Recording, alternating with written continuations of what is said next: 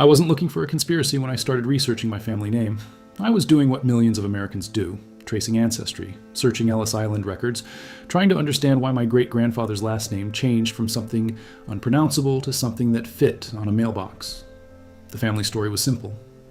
He arrived at Ellis Island in 1912, spoke no English. When the immigration clerk asked his name, he couldn't explain it.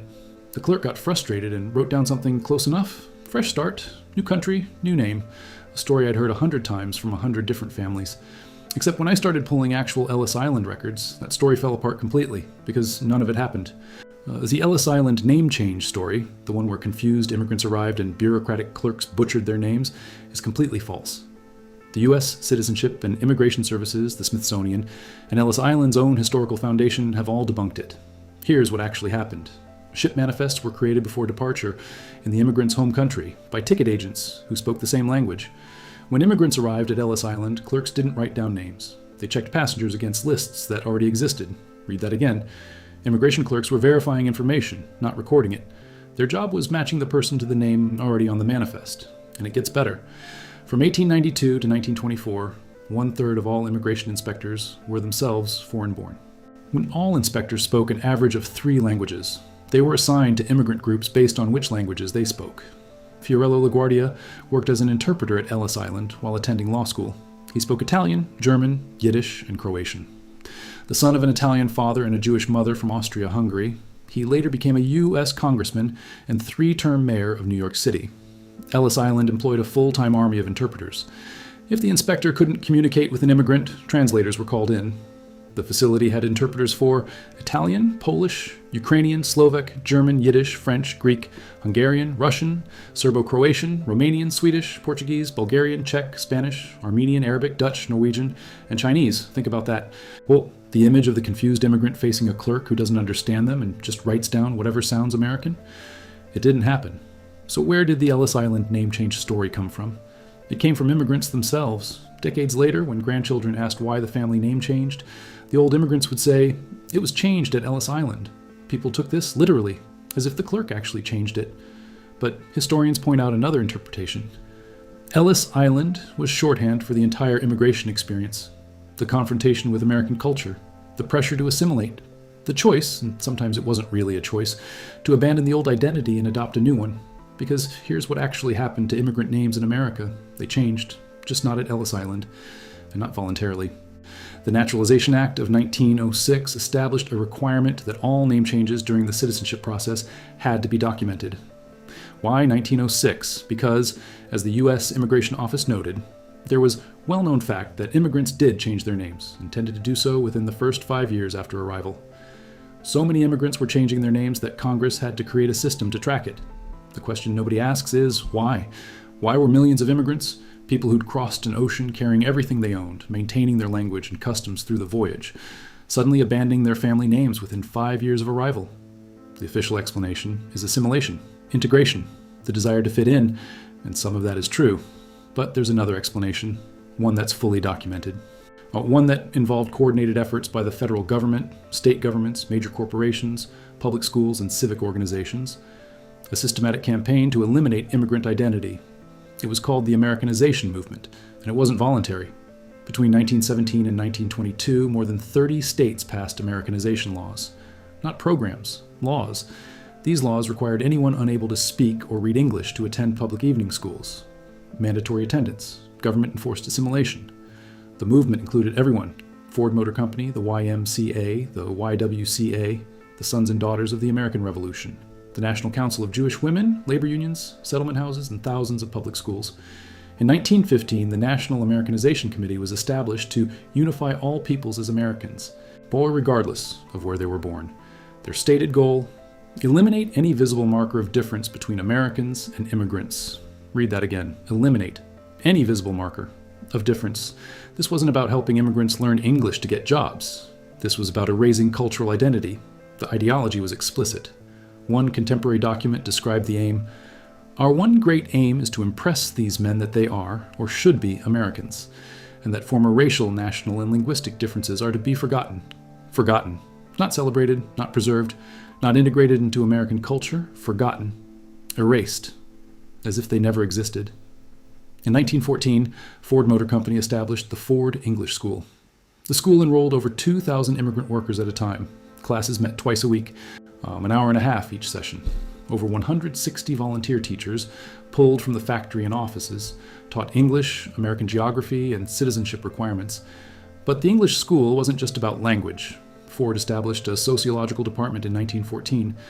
Department investigators made unannounced visits to evaluate the cleanliness and safety of an employee's household. Workers had to meet specific standards of living to qualify for Ford's famous $5 day wage. Not just work standards, life standards. How you kept your home, whether you drank, how you spent your money, whether you practiced thriftiness, cleanliness, good manners, and timeliness. The company published a manual titled Helpful Hints and Advice to Employees to help them grasp the opportunities which are presented to them by the Ford Profit Sharing Plan. One quote from the manual: "A good example is the best sermon." Capital letters, official doctrine. But the most revealing aspect of the Ford English School was the graduation ceremony. I'm not making this up. This is documented with photographs. The ceremony took place in the largest hall in Detroit.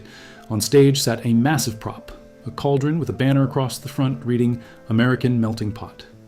Students dressed in their native costumes, clothing from their home countries, walked down a gangplank representing the immigrant ship they'd arrived on. One by one, they descended into the giant melting pot and disappeared from view. Factory bands played patriotic marches. Speakers gave rousing speeches about American values. Then, moments later, students emerged from the melting pot, wearing identical American suits, waving American flags. The company's own description of the ceremony used this phrase: a spiritual smelting process where the impurities of foreignness were burnt off as slag to be tossed away, leaving a new 100% American. Impurities of foreignness, burnt off as slag, their own words. This wasn't education, this was ritual transformation, theater designed to communicate a message. Your old identity is impure, American identity is pure. You must be melted down, refined, purified. And 2,000 workers participated in this program at Ford alone. Multiply that across every major corporation, every public school system, go to every settlement house in every major city. How many millions of immigrants went through similar programs? Public schools were even more aggressive. Between 1900 and 1920, public schools expanded rapidly, funded specifically for Americanization. Legislators around the United States adopted measures to ensure English as the language of instruction. Several states passed legislation prohibiting the teaching of foreign languages to young children. Minnesota's law mandated that classes be taught in the English language, from textbooks in the English language and by teachers qualified to teach in the English language. Foreign languages could be taught as electives, but could not be spoken for more than 1 hour per day. Think about that. A child whose parents spoke Polish at home, who'd grown up hearing Polish, who thought in Polish, the child was allowed 1 hour per day to hear their own language in school. The rest of the day, English only. No accommodation, no gradual transition, full submersion. Educational policy documents from the period don't hide the goal. One states it explicitly. American history, civics, and English classes were given more attention than other subjects to hasten the process of assimilation. Hasten the process. Speed up the erasure. The 1906 Nationality Act made the ability to speak English a requirement for naturalization. If you wanted to become a citizen, you had to abandon your native language. Not just learn English, abandon the old language, because in practice, maintaining your native language meant failing the cultural tests that came with citizenship applications. The 1917 Immigration Act went further. It excluded aliens who were illiterate in any language from entering. And then came 1924. On May 26, 1924, Congress passed the Immigration Act of 1924. It passed overwhelmingly, 323 to 71 in the House, 62 to 6 in the Senate. The New York Times headline on April 27, 1924, "America of the Melting Pot comes to end." The act created quotas based on the 1890 census. Not 1920, not 1910, 1890. Why? Because 1890 was before Southern and Eastern European immigration. Quotas were set at 2% of each nationality's 1890 population. Italians went from 200,000 per year to less than 4,000, a 95% reduction. Total immigration dropped from 800,000 to 165,000, an 80% reduction. Asian immigration, completely banned. The justification for the 1924 Act was explicit. It was built on eugenics theory. Prescott Hall, one of the most prominent advocates for immigration restriction, wrote in 1919, "Immigration restriction is a species of segregation on a large scale, by which inferior stocks can be prevented from both diluting and supplanting good stocks." Inferior stocks, good stocks. Official government policy was based on the premise that Southern and Eastern Europeans were biologically inferior. Senator David Reed, co-sponsor of the bill, wrote an article explaining the law's purpose: to undo the effects of decades of heavy immigration from Southern and Eastern European countries and recreate a version of America's past, not preserve America's present, recreate its past. Erase the changes that immigration had made, return to a pure America that existed before the wrong people started arriving. Now here's where it gets interesting. The Americanization movement, 1900 to 1924, mandatory Americanization laws, 1917 to 1922, Immigration Act, cutting off immigration, 1924, 24 years of coordinated cultural erasure. Now ask yourself, what else disappeared from the historical record between 1900 and 1924?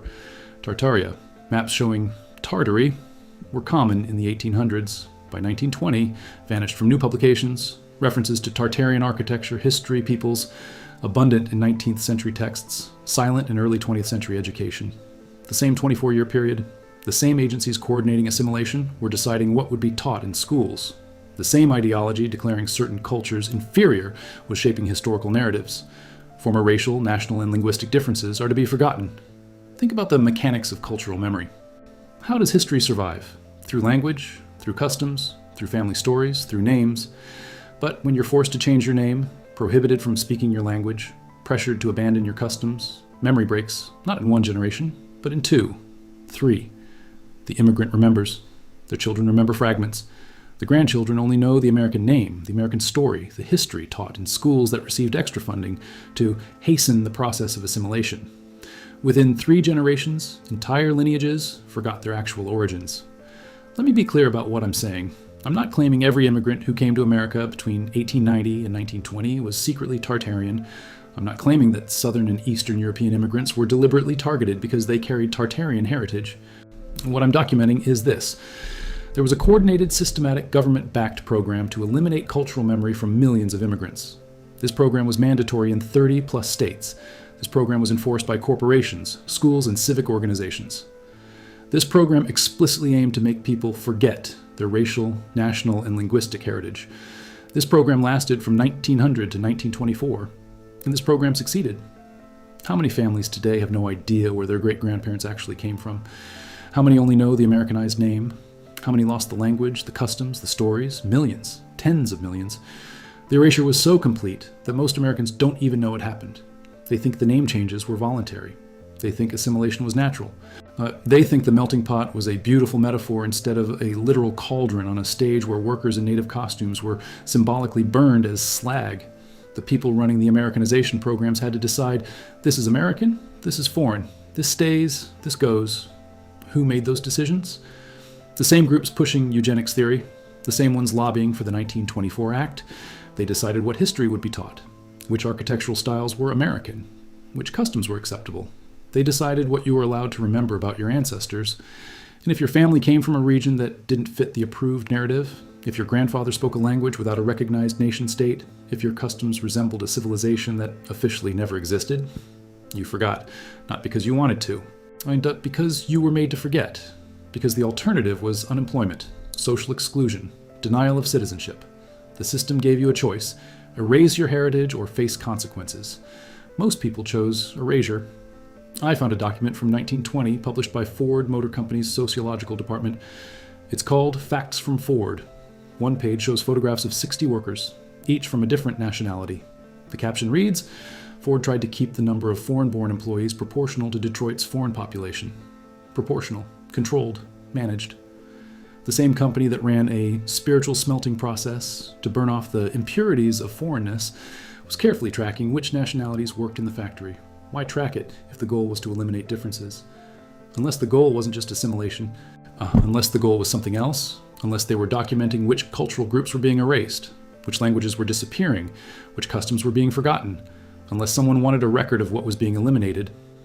Here's the question.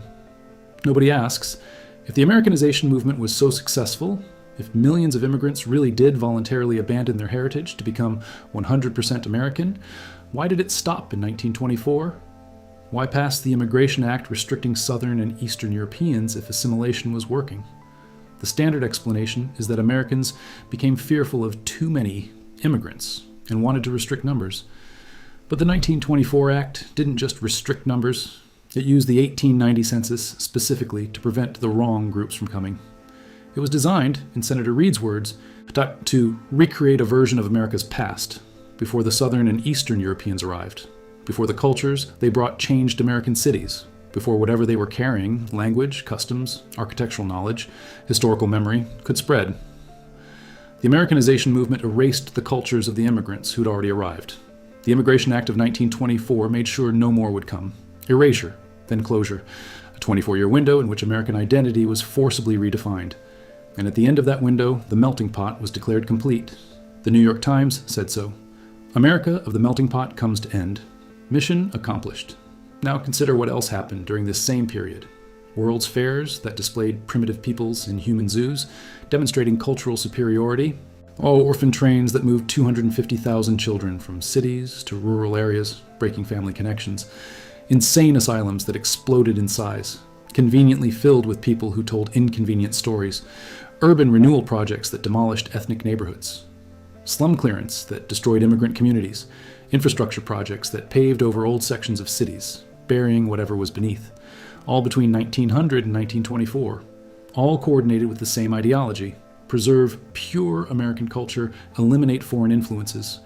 The Americanization movement wasn't just about teaching English, it was about controlling narrative. What you could teach, what you could remember, what you could pass to your children.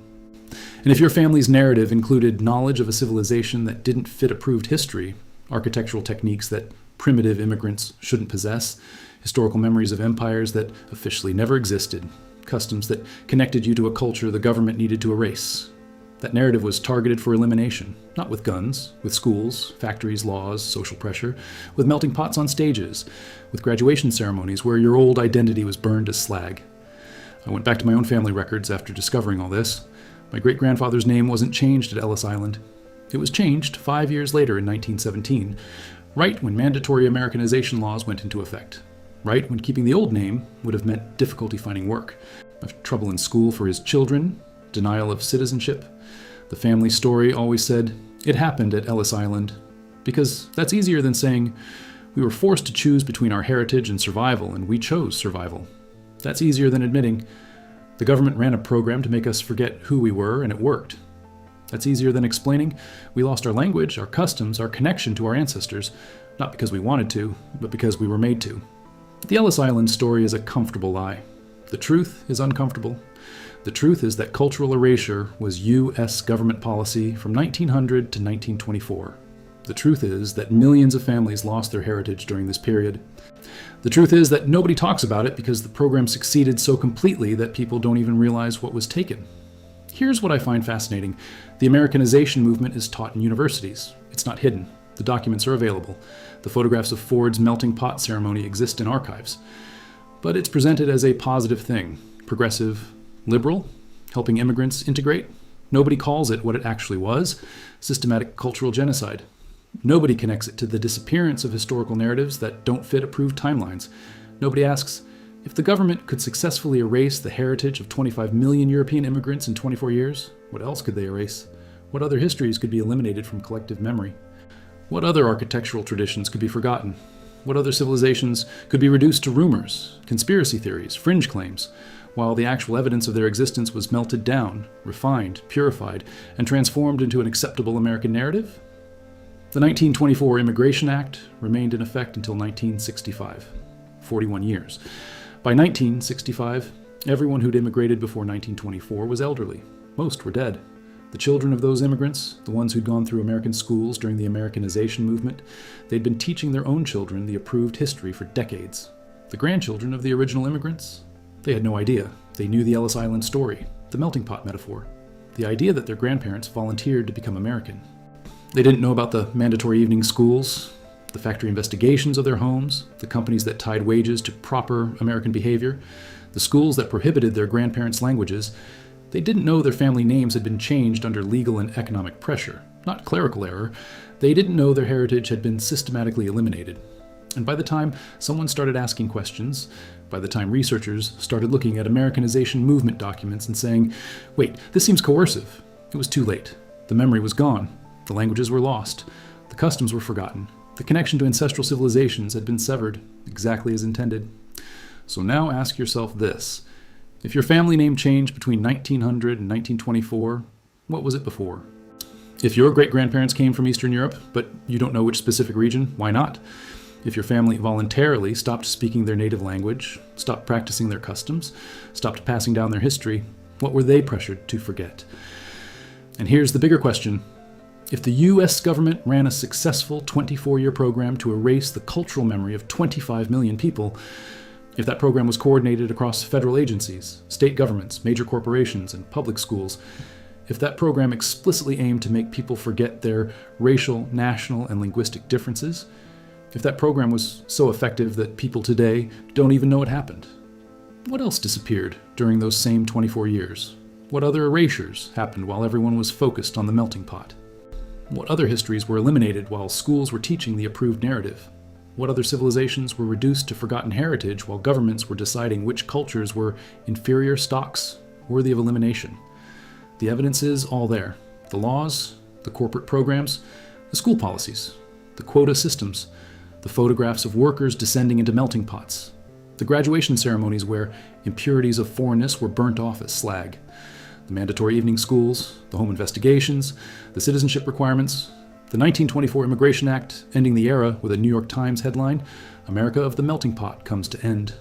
It's not hidden, it's just not connected. Nobody looks at the Americanization movement and thinks, this is how you erase civilizational memory. Nobody looks at the systematic elimination of 25 million people's heritage and asks, what else was eliminated at the same time? Nobody connects the dots between government-mandated cultural erasure and the historical narratives we're taught, but the dots are there. 1900 to 1924. Americanization movement forces immigrants to forget their heritage. 1900 to 1924. Tartaria disappears from maps, education, and official history.